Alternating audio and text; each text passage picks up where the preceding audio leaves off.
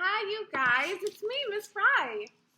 I don't know how many of you are still out there, but I'm going to continue. Um, I just posted the fifth read of the one and only Ivan, and now we're on the second read of the one and only Bob, and I hope to finish these by the end of the week. So we got a little bit to go. I'm gonna try to keep focused here. We left off with the chapter Will. Not for our will, but the will to survive. And the last line Bob says was, "It's amazing how much the sheer will not to die can keep you moving." Exit 8.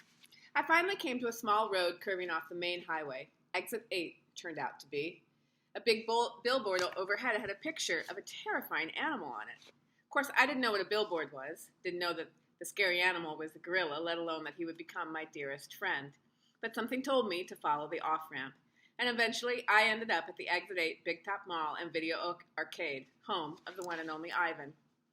History. I made it to the mall, slept in dirty hay by some garbage bins. The next night, I found that hole in Ivan's cage, stole his banana, slept on his belly, and the rest, as they say, is history. For 2 years, I have lived at that seedy old place that was part mall, part circus, and all crummy. But that was nothing compared to Ivan. He spent 27 lousy years there. And our dear friend Stella, an old circus elephant, was stuck there for almost all her life, too. When Stella passed away, it nearly broke Ivan's heart. I tried like crazy to get him through those dark days, but what really saved him, I think, was Ruby, our baby elephant friend. Before Stella died, Ivan promised her he'd get Ruby out of that awful place, and to my amazement, he actually pulled it off. Ivan and Ruby and a bunch of our other pals ended up going to different places, zoos and sanctuaries that knew how to take care of them. They're with others of their own kind, and they're loved and well cared for. It's been over a year now since we all moved, and they seem so much happier. Me, I lucked out. My girl, Julia, whose dad had worked at the mall, decided her family needed a dog. Who was I to argue? 2 square meals, my own bed, all the belly rubs I could beg for. What dog in his right mind would say no to that? The best part is we don't live far from Ivan and Ruby. I get to see them all the time. I'm glad they're nearby, and I'm thrilled they settled in so well. Really, it's a solid solution. But it's not a perfect one. Tennis ball. The way I understand things is like this. We live on a lonely ball called Earth, and humans have basically been throwing it against the wall for so long that the poor old ball has fallen apart. It's like me with a tennis ball, chewing away until it's nothing but pieces of slimy rubber that taste like, well, slimy rubber. And that means there aren't as many places left for wild animals. Seems there are good zoos, and good sanctuaries and bad sanctuaries, just like there are good dog families and bad dog families. The good places are trying to keep wild species healthy and safe. They don't want endangered animals to go away forever. They also don't want the earth to turn into a slimy, dilapidated tennis ball. Although, honestly, slimy rubber doesn't taste half bad. You should try it sometime. The thing is, I would give anything to see my dear pal Ivan deep in the jungles of Africa, where he was born, or to see Ruby running across the savannah with a herd of elephants, her big old ears flapping in the wind. I'd give up a mile-high pile of bacon, cheeseburgers, to see that happen. I really would. But it ain't happening. I get that, and so do they. When you're an animal, it helps to be a realist. 2. Part 2. Dream. This morning I wake up in my cozy bed way too early for Julia to make me breakfast. She and her mom and dad are still asleep, and even the guinea pigs are silent. My belly grumbles, and once again I curse my thumblessness. Humans are one big design flaw. The inferior noses, the inscrutable humdrum rumps, and don't get me started on their odor. But the opposable thumb idea, yeah, that was a nice upgrade. The cans I could open, the doorknobs I could conquer. Anyways, I feel worried. Off. Worry's a waste of time, and it doesn't fit with my tough guy act. But sometimes I can't seem to help myself. Before I woke up, I'd been dreaming about Ivan and Ruby and Stella. It wasn't a nice dream, a fun and run toe switcher. Nope, this one was a nightmare, a bad one. We were swimming, all 4 of us, in a black, raging river. For some reason, I was in the lead, and I kept looking back, telling them I was going to save them. Me, save them. 2 elephants and a gorilla. As I paddled like mad, their voices faded. I looked behind me, and they'd vanished. And then I heard it. A faint bark. That bark. I woke up then, like I always do. I did an all-over shake, trying to toss off the stench of nightmare that clung to me like shampoo after a bath. I told myself to chill, get a grip, stop worrying about nothing. And yet, some primitive part of my brain, the wolf in me maybe, is on edge. A lot can go wrong in the moment left to chance, the blink of an eye, the bounce of a bone. There are so many ways the world can find to fail you. I feel that, Bob. I am feeling what you are saying. Connection, Bob, in the story. That's why I love reading, like good stories. Here I am connecting with a dog named Bob. The smell of a storm. By the time everyone else wakes up, I've calmed down, but the wind outside sure hasn't. It's an early fall Saturday, gusty with scraps of sun, clouds bouncing off each other like bunnies in a basket, messages on the wind pouring in from everywhere, from dogs making their daily rounds, from feral cats, from anxious raccoons. Basically, everybody is asking the same thing. What is the deal with the weather today? I already know. Weather Channel was on late last night with a screen full of big white cotton candy-looking swirls. Julia's dad, George, has already taped up several windows. Sarah, her mom, did we know that? That's nice. Except they spell it S-A-R-A, but that's all right. Sarah, her mom, packed an emergency bag just in case we have to evacuate. Another hurricane is on its way. 3rd this season. Not as big as the last couple, but slow moving. I've seen the routine, know the ropes. Once breakfast is done, I sit on the couch in the living room, waiting impatiently for Julia to come home so she can take me on our daily stroll. She has a dog walking service, and she's out walking other dogs. I get my own private walk because she's my own private girl. I can practically taste the storm coming through the open window. The back of my throat tingle, the metallic edge, the fizzy energy. But it's more than that. It's as if the air is up to no good, sneaking up on the world and looking for trouble.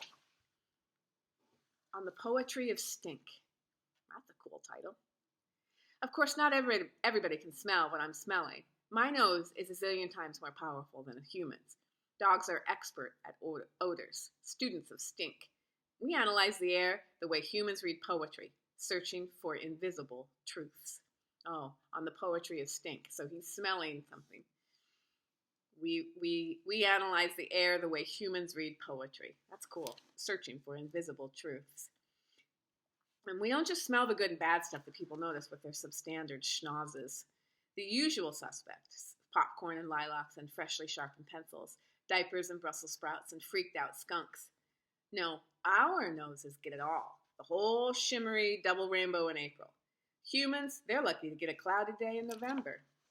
We get that molecule of roast beef dancing on the wind 50 miles from the tidy kitchen where it just slid out of the oven. We get the cherry lollipop under the back seat of the Honda 16 cars up on the highway at rush hour. We get things human can't even dream of getting. We're the ones who find the miracle earthquake baby cuddled in her crib under tons of rubble.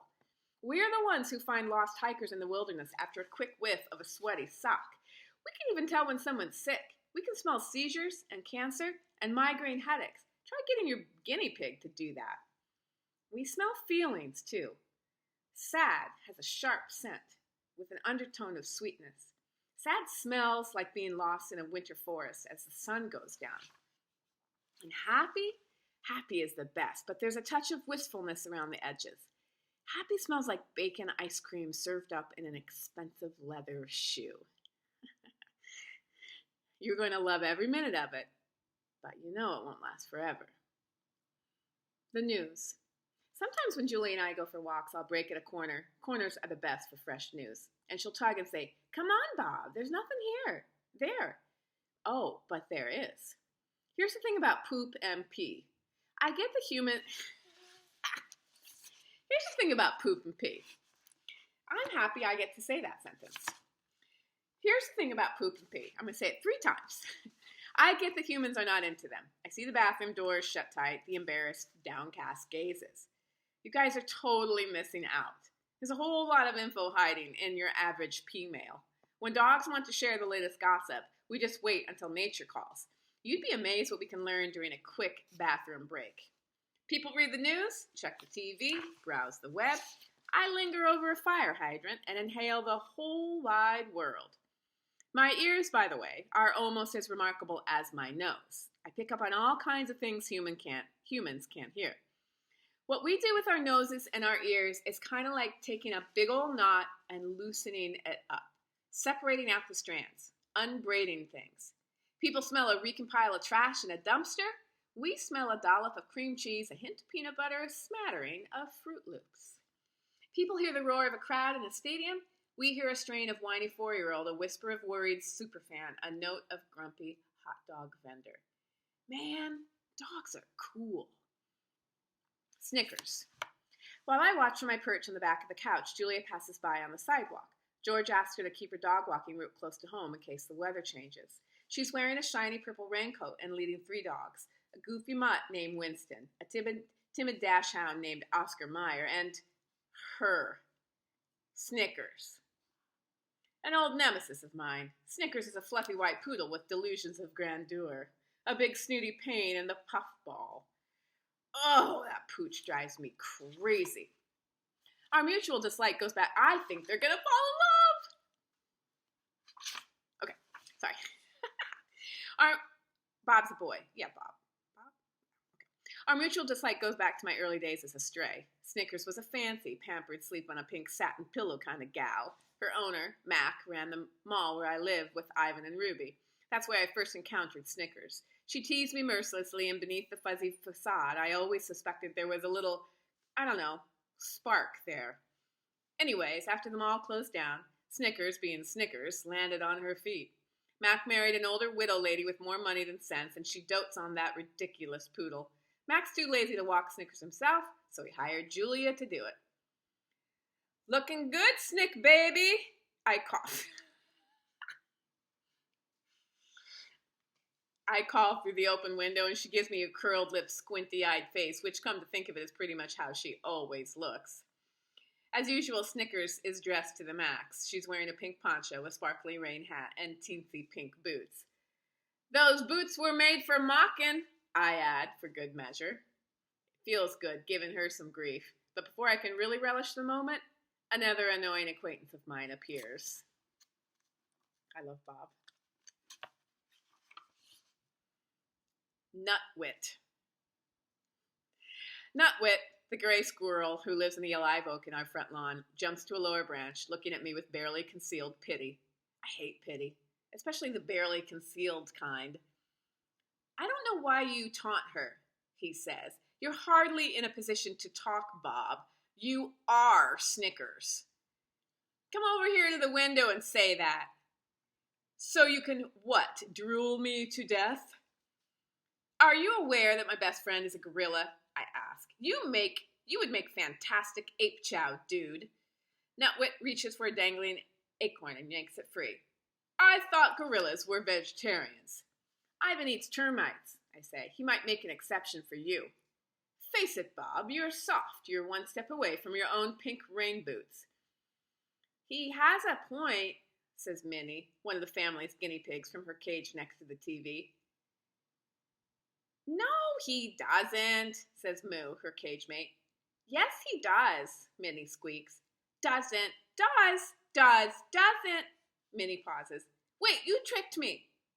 The guinea pigs rarely agree on anything. Nutwit leaps over to the window ledge, acorn in paw. He presses his tiny, twitchy nose to the screen.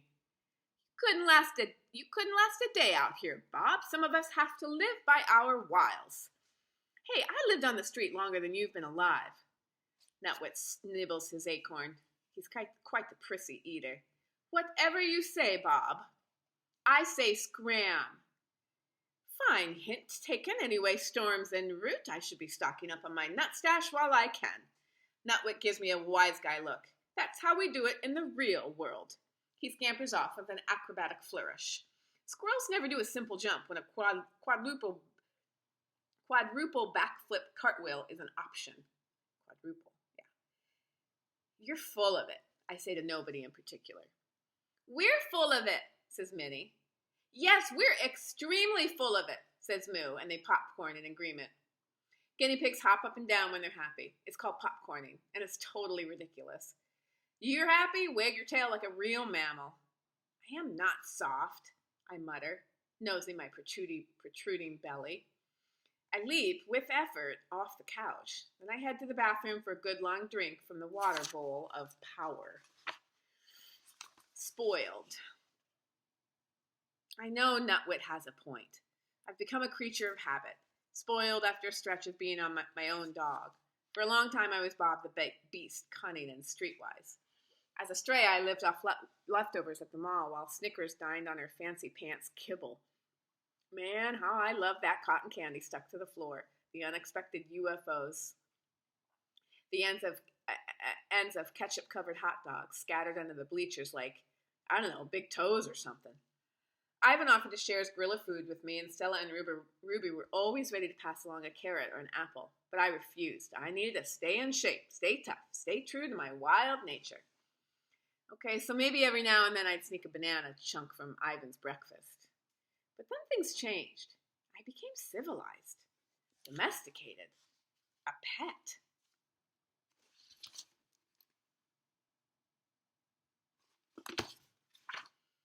Don't get me wrong, there are definitely some perks. Julia, who's an artist, painted my name on a food bowl. She gave me this wonderfully mushy blanket, the kind where you can bed boogie forever till it's squished to perfection and you can curl up just so.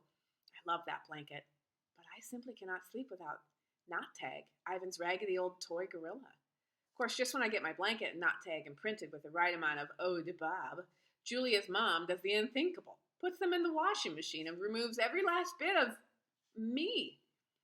There are other indignities I tolerate. The daily walk on our tug-of-war string after going stringless my whole life.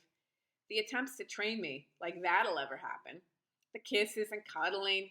Well, the cuddling's okay, I suppose. But the kissing, I just don't get. If you want to kiss your dog, why not just give him a big old lick on the face and be done with it? Anyway, so what if I've gotten a little spoiled, a tad soft around the edges? There's a difference between being soft and being afraid, being a coward. Another confession. Too bad I know the truth. I'm both. Afraid and a coward. Cricket bully. When Julia returns from walking her charges, I race over and give her a good old Bob-style hello. Lots of yipping and twirling, followed by some attempts to jump into her arms. Humans love that stuff. Julia looks at me sternly and says, "Robert, down." I leave some more because I'm determined to convince her I'm incorrigible, untrainable. It's part of my charm, my bobliness. "Down," she says again. From her coat pocket, she pulls out her little metal clicker along with some treats. I hate that clicker. It's meant to help train me, but it's like a cricket bully. Here's the theory. I do something right, Julia clicks, gives me a treat. The click tells me when I'm behaving, and the treats reinforce it. If that happens enough, before your very eyes, I'm supposed to transform into a good dog. Well, I ain't that easy. Down, Bob. Julia tries again. I want a treat, but not enough to cave. So I opt for a play bow, a compromise. Julia sighs. You are definitely a challenging student. To my annoyance, she puts the treat back in her pocket. I think Julia may be on to me. Trust. A while ago, Julia got it into her head that I needed to improve my manners. We went to a dog training class. I wasn't really into the whole sit and stay and do that tango stuff. The worst command of all, the truly inexcusable, only a human could come up with an order: leave it. Leave it means walk on by, Bob. Sure, there's a piece of bacon just inches from your drooling pie hole, but do me a favor and just pretend it's not there, okay? Not okay. Where I come from, you never pass up a free meal. UFO drops to the carpet, it's mine. And I'll be chowing it down before you can say, where the heck is my meatball? Within minutes, I was accused of being an undermotivated student, which is totally unfair. I am highly motivated. Just show me some cheese, please. Anyways, I may or may not have been a little unruly. Class count, clown stuff. Tail spinning, a little random peeing, some zoomies just for show. Class, you see that crazy dashing around he's doing? Said the teacher, pointing at me with an accusing finger. We call that a FRAP, frantic random activity period. She pushed She pulled Julia aside. "He's a smart dog," she said, "but he's messing with you." Which was true, but I hated getting caught in the act. I thought I was more subtle. "Bob needs to know who's boss," said the teacher. "He needs to see you as a pack leader. Give him some time. I see this a lot with former strays. Takes them a while to trust people. Like forever in my case." As we left the class early, I yelled, "So long, suckers," to my classmates. Sorry about that word. Couldn't help rubbing it in just a little.